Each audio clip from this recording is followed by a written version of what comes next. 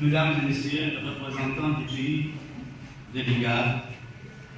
Mesdames et Messieurs, représentants des institutions non gouvernementales, surtout nos partenaires techniques et financiers ici présents, qui sont représentés par Madame qui est là, l'OIM et les GIZ. Honorables participants, nous voilà arrivés à terme de notre 9e réunion qui prend fin à l'issue des discussions franches et animées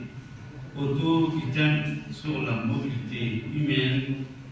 provoquée par les catastrophes et le changement climatique dans la région de l'IGAD. Pendant ces 2 jours, nous avons débattu en long et en large ces questions soumises à nos réflexions par des présentations des États membres de l'IGAD, précédées par celles des experts de l'IGAD, de l'OIM, de l'GIZ et de l'ILO, afin de constater ensemble les progrès et les lacunes à relever de chaque État pour faire face à la mobilité humaine aux catastrophes du changement climatique. Notre concertation régionale d'aujourd'hui a abouti sur des recommandations que chacun de nos États devra mettre en œuvre pour le bien-être des migrants victimes des catastrophes naturelles et du changement climatique. Ces migrants en détresse doivent bénéficier de traitements spéciaux de protection au regard des conventions nationales et internationales. La situation dégradante au fil des années du climat dans la région de l'IGAD ne pourra qu'accentuer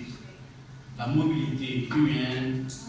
d'un pays à l'autre à la recherche d'une protection.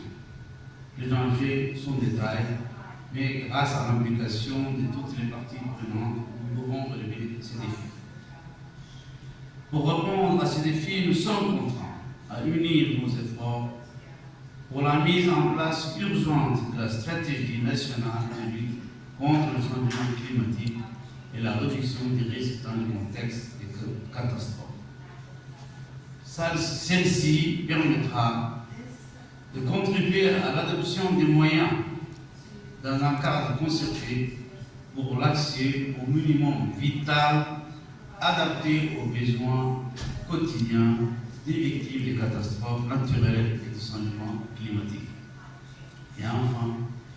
je ne saurais conclure sans adresser mes remerciements à tous ceux qui ont participé à la réalisation de cette réunion, et en particulier l'IGAD, qui est la locomotive d'intégration régionale pour l'épanouissement des communautés des pays de l'IGAD, et je déclare clos cette réunion.